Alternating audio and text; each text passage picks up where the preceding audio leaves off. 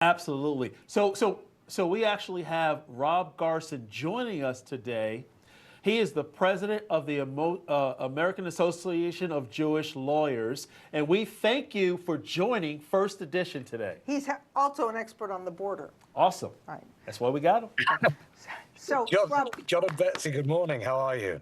good to see you. Excellent. So lay out some of the specific executive actions Biden may take in the coming months to stem the flow at the border. It's the #1 issue for most Americans. It is the #1 issue for most Americans, and Betsy, it's unsurprising now that the Democrats, or particularly Joe Biden, have to get a handle on this. As you can hear, I'm British originally, and I'm an immigrant to the United States of America. I did not come across the southern border. I was fortunate enough to come in legally. And let me just preface by saying one thing before I get to your questions.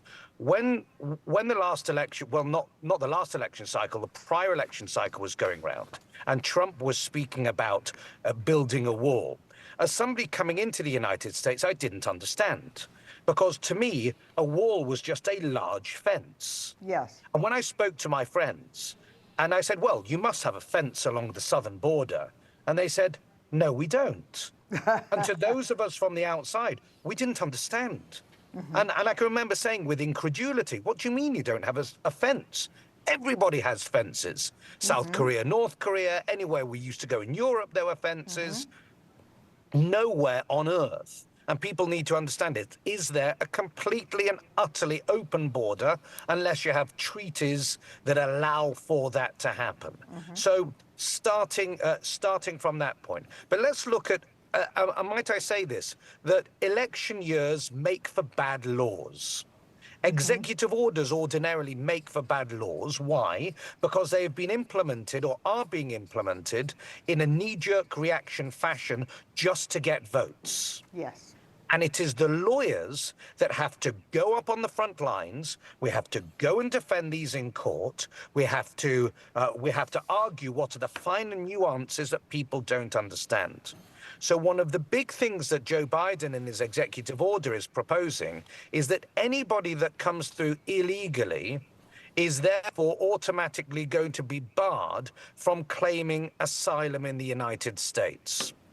Now, that may facially sound very attractive, but even to the most conservative of conservatives, one has to say, hold on, is that actually enforceable?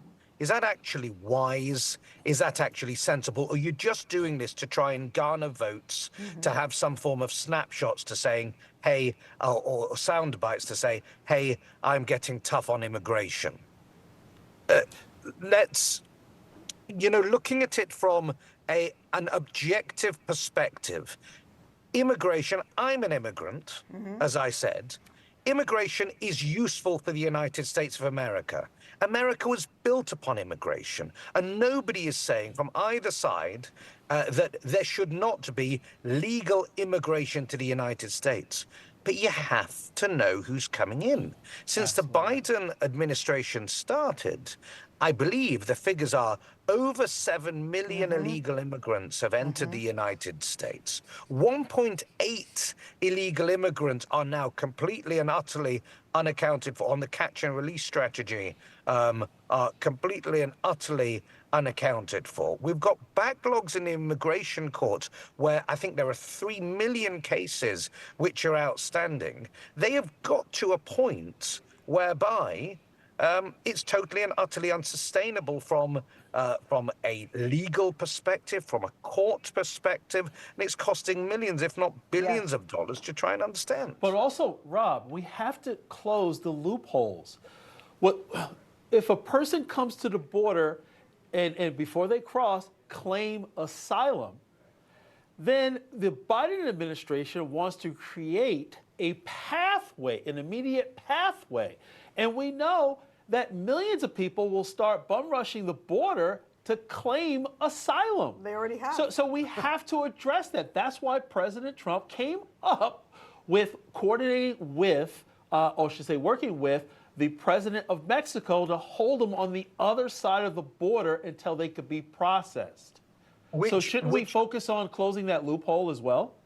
Well, of course you should, because you have to be able to have a system which fairly discriminates between those who are legitimately claiming asylum, on the one hand, and those who are just using the system. I hate to say it, when I was in Britain, I used to do a little bit of immigration law before I moved to the United States, and there were those people that would kind of say, oh yes, I need to claim asylum because look at this scar on my body and look at that scar on my body. It shows how I was tortured. They may have just been regular scars that one picks up over the course of life, but they may have been actual evidence of torture. However, you normally do it you should be doing it realistically on the other side of the border. You should be having a system, because you've also got to discriminate with what we call the first safe nation principle. Yes. And this is important for asylum. Normally, somebody needs to claim asylum or should claim asylum according to international law based upon the first safe nation they reach. Asylum doesn't give anybody carte blanche to say, oh, actually, I want to go over there and I want to go over there. So realistically, if somebody's claiming asylum from Venezuela, or if somebody's claiming from asylum from Nicaragua, and they are coming through Mexico, actually the first place that they should be claiming asylum is that first safe nation that they've reached. And nobody is saying that Mexico isn't a safe nation, because it is for the purposes of international law. So people would have to understand the fact that when people are being held, so to speak, on the other side of the border, they're not being imprisoned on the other side of the border, but you can have certainly the filtration, the intake policies, etc., all of that happening with Mexico, because Mexico, I would presume, sees this as much as a problem as the United States sees this at the moment. So when Biden says he is considering executive orders to institute some of the measures that Donald Trump used, is he talking about remain in Mexico? Is he talking about building more wall? What specifically is he going to do? So specifically, I don't know the exact specifics of what he's seeking to do, because I think this is a movable target at the moment. This movable target seems to be, what will the Democratic Party accept from Trump's prior policies? Because Mayorkas has let it get to this level. The Biden, I think what they were going to have a border SAR, which was going to be overseen by Kamala Harris in 2021. They've let it get to a level whereby they're actually having to go, all right, and we need to start exercising some common sense. What common sense policies can we look back at? And the last bout of common sense policy seems to have been prior to the Biden administration coming into power. But what the Biden administration don't want to have were those troubling pictures that everybody saw within the Trump administration of children being held at the southern border, separated away from their parents.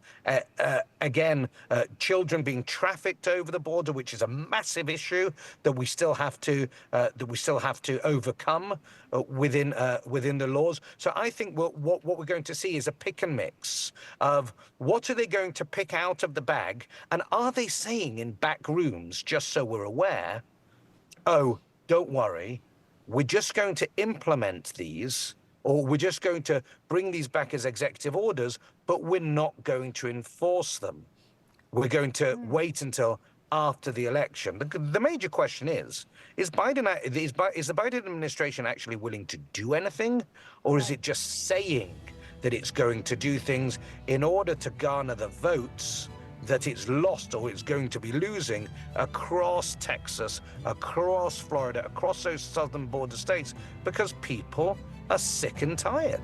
Sick and tired, you're right. Rob Garson, thank you so much. Good to hear from you with all your expertise. Betsy, great seeing you.